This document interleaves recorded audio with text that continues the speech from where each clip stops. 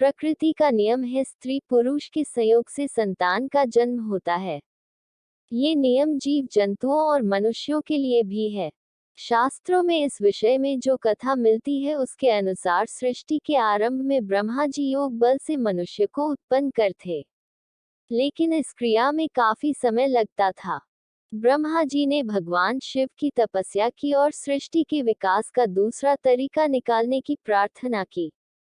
भगवान शिव ने ब्रह्मा जी तपस्या से प्रसन्न होकर अर्धनारीश्वर रूप में प्रकट हुए। इसके बाद से मैथुन क्रिया से सृष्टि का विकास आरंभ हुआ।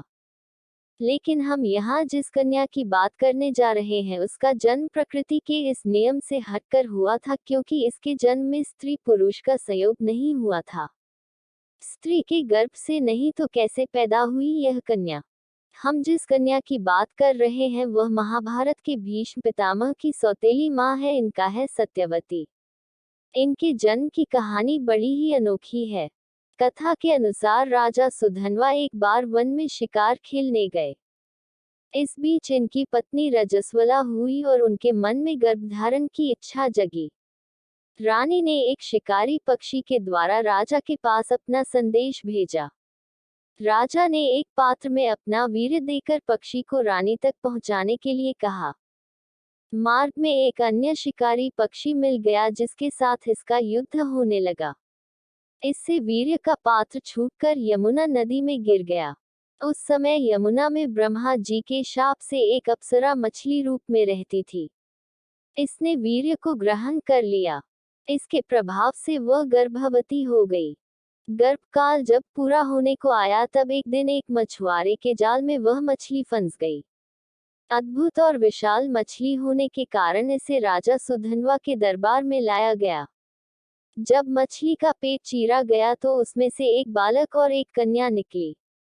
राजा सुधन्वा ने बालक को अपने पास रख लिया, लेकिन कन्या के शरीर से मछली की गंध आ रही थी, इसलिए उसे मछुआरे को दे दिया गया और यह मत्स्यगंधा कहलाई। शरीर से मछली की गंध फिर भी कामाशक्त हुए ऋषि। मत्स्यगंधा जैसे जैसे बड़ी होती गई उसका रूप यौवन निखरता चला गया। मछुआरे पिता ने मत्स्यगंधा को यात्रियों को नाव से यमुना पार कराने के काम पर लगा दिया। एक दिन ऋषि पराशर भी मत्स्यगंधा की नाव में बैठे और मत्स्यगंधा को देखकर मोहित हो गए।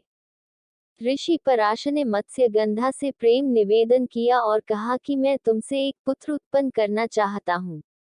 मत्स्यगंधा ने कहा कि आप ऋषि हैं और मैं मछुआरे की बेटी, ऐसे में हमारा मिलन कैसे संभव है? मत्स्यगंधा ने अपना कौमार्य भंग होने की बात भी ऋषि से कही। ऋषि ने मत्स्यगंधा से कहा कि संतान उत्पन्न करने के बाद भी तुम कुंवारी ही रहोगी, इसलिए चिंता मत करो।